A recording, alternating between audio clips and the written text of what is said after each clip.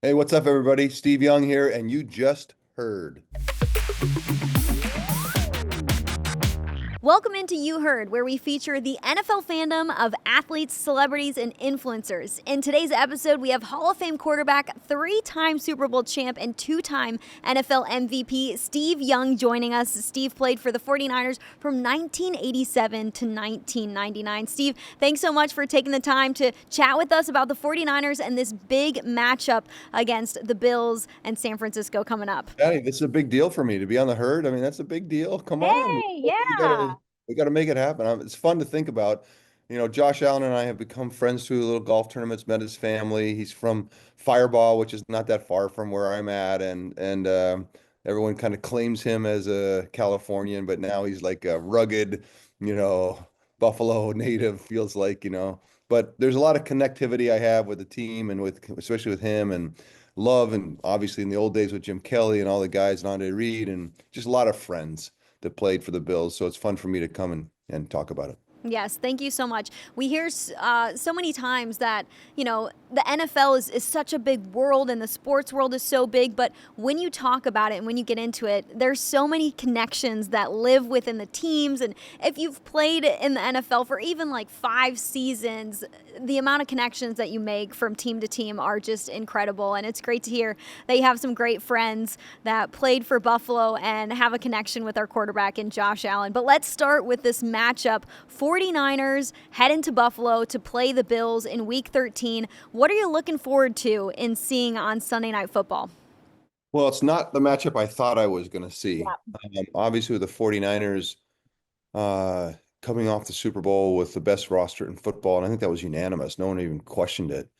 And with some injuries and some things we'll probably get into that have happened, it's just we're limping in and on the ropes in many ways. And clearly, we could still win the West and be okay, but we're not acting like a team that can go the distance. And so, in some ways, this is like Custer's last stand, right? This week is like if we can go to Buffalo and win this football game, we can right all kinds of wrongs this season and put ourselves in really the driver's seat and start to act like we can maybe go the distance. So this is like, you talk about a pivot point in the season. This is it. It's definitely a must-win game for the 49ers sitting at 5-6 right now.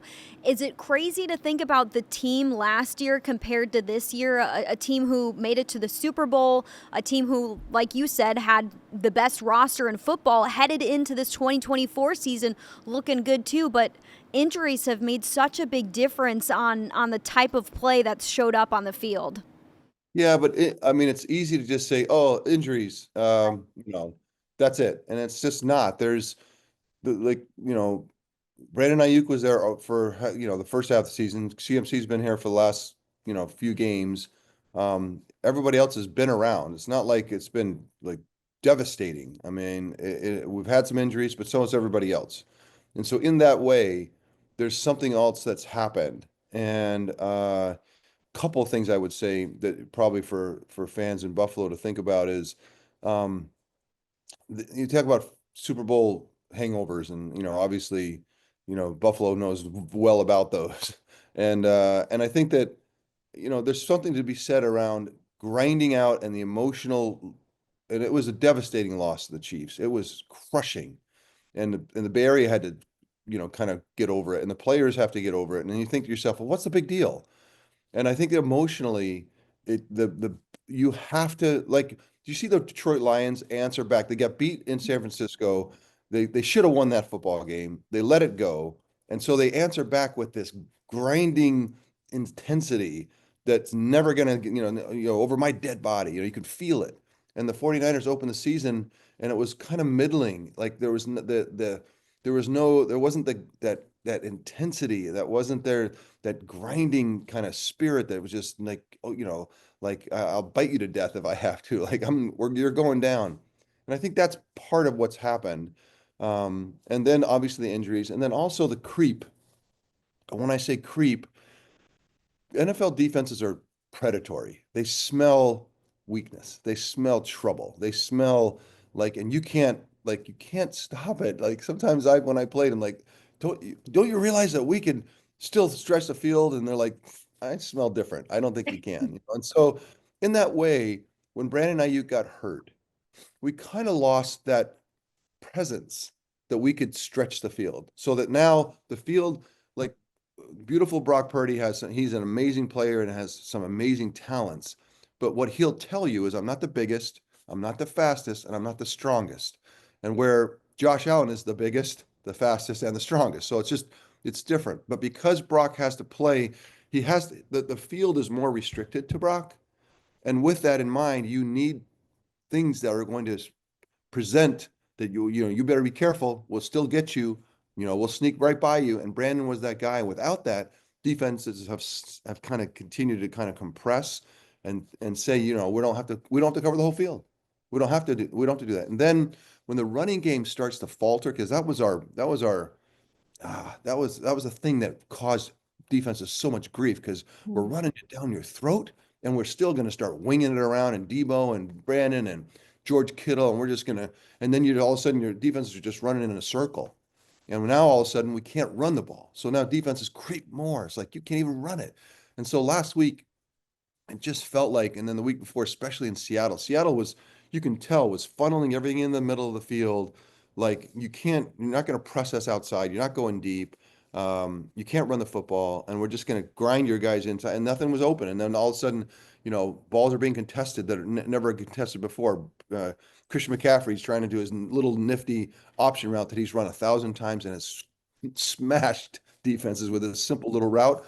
All of a sudden, hand in, balls up, interception. And so instead of easy completions for a long time, almost every game last year, all of a sudden we're getting intercepted and we're losing. And so the creep is real. And I'm sure the Buffalo Bills defense, they're predatory too. I get it. So they're going to creep and we've got to figure out a way to expand our game. Running the football helps expand it. Our protection has not been great, expands it, so it gives more time. And then somehow sneaking by corners and making some big plays to have them go, oh crap, they can still put it over our head. We got to be careful. That has to happen in this football game, or the creep will get us.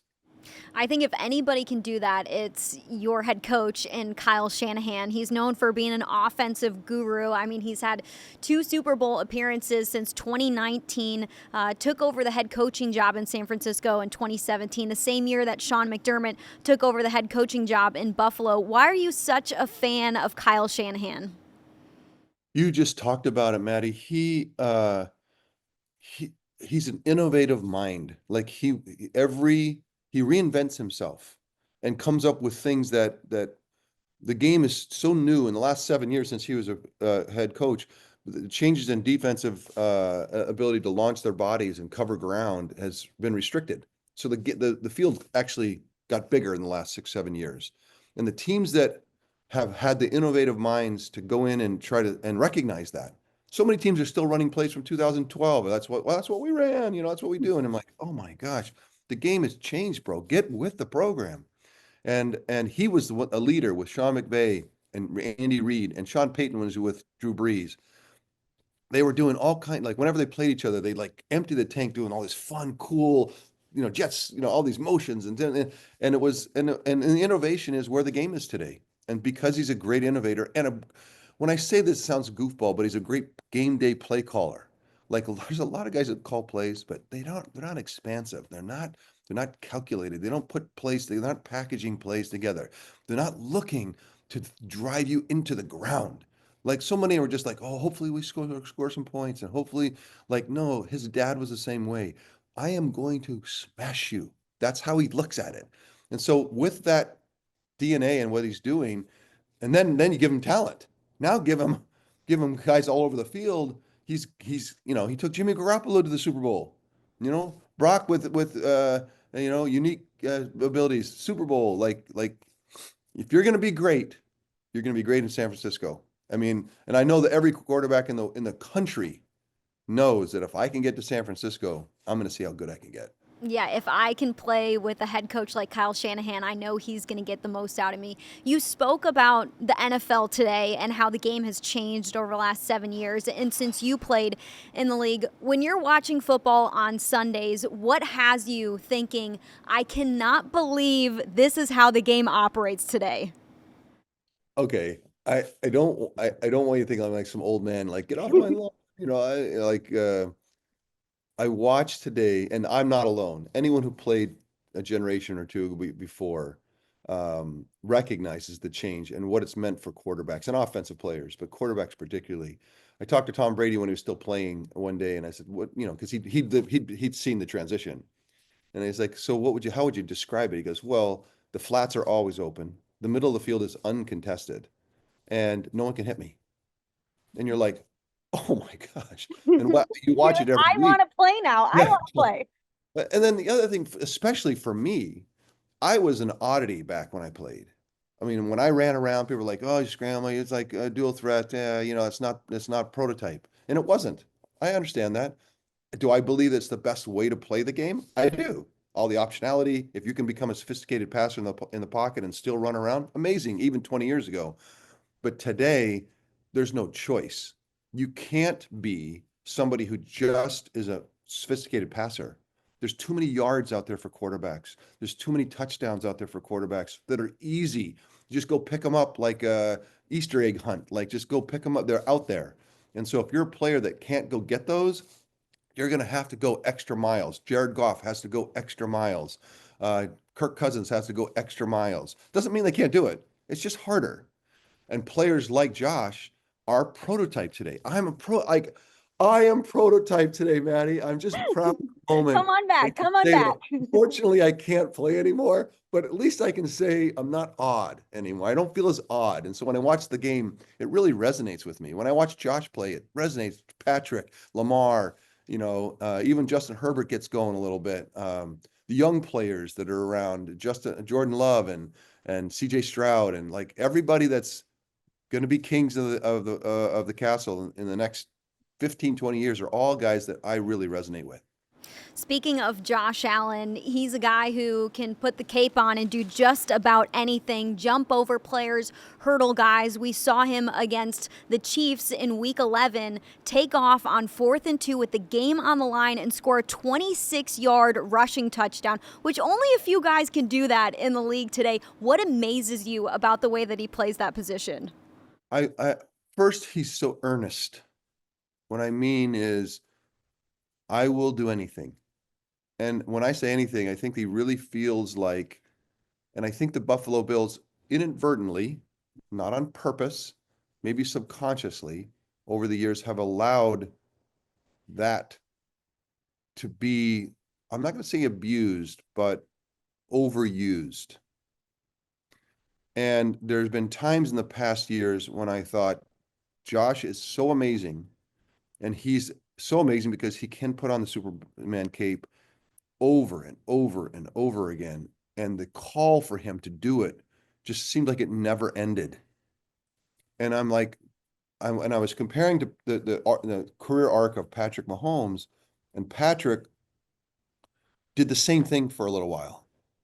And then Andy got a hold of him, Coach Reed, and said, "Look, you get exhaust in the pocket. Start to just be a pocket, just be a pocket. I know you can be Superman. I get it, but we got to run some plays out of the huddle that work."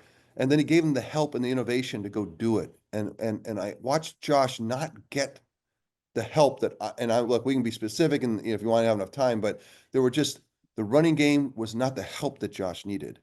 The protection at times was not the help, and then the weapons were not. It's like there are guys around. I'm not saying he was left with an empty cabinet. I'm not saying that. But it felt like he was forced into a place where you can't be profitable in the biggest moments, and that is to be a Superman all the time.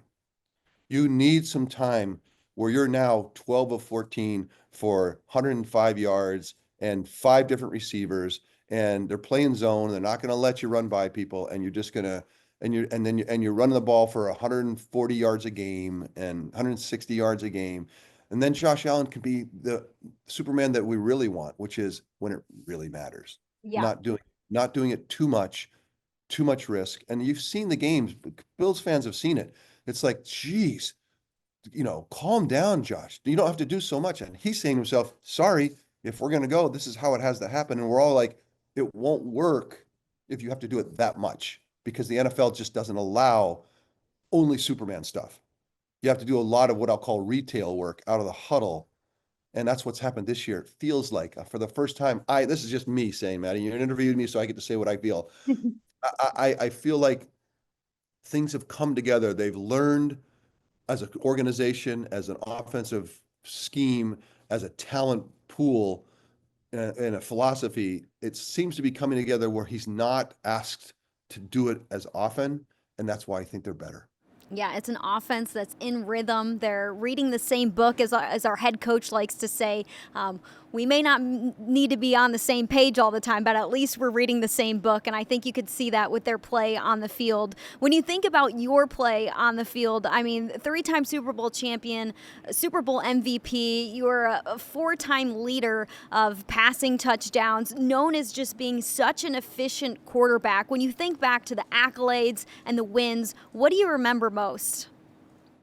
Um, it's funny. I just said I felt like I was an oddity, and I really was. I was, I had coaches in college say that they didn't want to coach me because I was lefty. And so it was like this weird thing that lefties were not right for the league. Scramblers are crazy and not really going to be counted on. And I think you just described something that's very meaningful to me. And I don't know if it's most memorable. I mean, the most memorable stuff is the stuff you do as a team together. You sit in the locker room after the game. We always said the Lord's Prayer right after the game. And then you look up and you're like, we did it. Like those moments you can't, those are the ones where you even today give you like goosebumps. You're like, oh my gosh, those moments together when we did something that, was amazing. And there was plenty of those. But personally, I think I fought hard to try to prove to people that a guy that could run around could still be efficient, could still be the best passer in the league, could be, and it's funny, looking back, I was a little desperate to prove it. Like I need it for some reason. It's like insecurity probably, where I was like, I'm not just a guy that runs around. Stop. And then I'd win passing titles, and you'd hear the same thing, and I'm like, don't you? I didn't say it out loud. I'm like, don't you see that? Like I'm an efficient passer. I'm a really elite passer. And I finally realized, just stop wishing for them to say it because it's just not their time. And I think that's why it's funny. We talked about like the prototype today and what it means for me is that like what I always wanted to prove has been proven by others in a way, right? I'm really grateful. I'm grateful for Patrick and Josh and Lamar, and I'm just grateful for the games that they play and the challenges that they have in trying to figure out when do I go?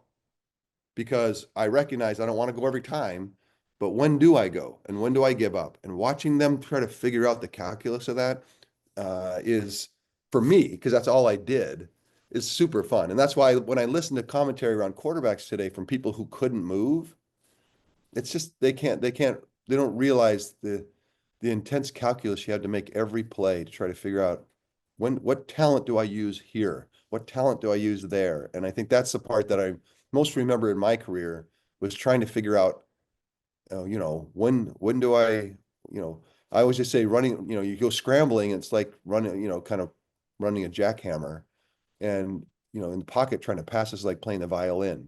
So it's like, jackhammer, violin. Like when do I give up? And in that way, that's why I love watching the game today. Honestly, I watched the game with Lamar and Justin Herbert, and I watched them try to figure out when to stay and when to go. And that's for me, that's all I look at because that's all I thought about when I was playing. Well, to finish us up with this question, you mentioned the key question of a dual threat quarterback is when do I go? And maybe that's really what unlocks your true potential when you can figure that out. Coming from somebody who played in the NFL as long as you did and is known for being able to pass it and run it, when do you go? So I think the way to answer that is you to find out when to go, to be able to have a really rational conversation in your head. You have to tie your legs up metaphorically for some time and learn the job without legs. You know, watch Tom Brady, watch Peyton Manning, watch them figure out because they're not going anywhere. Two of the greatest ever played can't go anywhere. That's who you want to, That's your that's in your head. Mhm. That's who you want to be. How do they get there? And how do they own the data so that no matter what happens, they have an answer in the moment because they're not going anywhere? That's the superpower. If you can train yourself, because if you don't train yourself and think about this, you'll always go. Because it's a paved road that's like, my gosh, go now. In fact, don't even wait, go. And it's just not the right answer. And so you have to train yourself. And I've watched Josh, I've watched Patrick particularly go to school to become Tom Brady and Peyton Manning, if you understand what I'm saying. To think like I can't go anywhere. I'm not going anywhere. In fact, I refuse to go anywhere. And I'm going to play the game from one spot. And if you can continually train yourself in that mindset, you start to become that. And yet all of a sudden a light will go on and like, it's over. This play is over. And now you've got the full benefit of the play out of the huddle, which is the retail game. And now I can go to the wholesale game and like clean up the aisles. And that's where the power is. Because defenses who now have defended a play, truly defended a play, which is hard to do, and they've done a great job, which is the hardest thing. And because we've made defensive football so hard in the game today, we change the rules all the time to make it worse on them, and they still defend. And now I did the thing that's so hard to do, and now you're telling me you're going to start running around and throwing it all over the field? Frick that! I'm I quit. I quit. And so that's the amazing thing about if you can get this, the Patricks and this Josh's and Lamar's coming. Lamar's coming and he's going to be a problem. He's always been a problem, Yeah. but the thing he was missing was institutionally from the Ravens, they wanted to be a running team and they were not preparing him to be a sophisticated passer. And he has forced his hand on them to change their philosophy because he knows if I'm going to be the greatest that ever played, which I think is possible, I've got to become a sophisticated passer. And I think we're seeing that transition. So anyway, too much talk.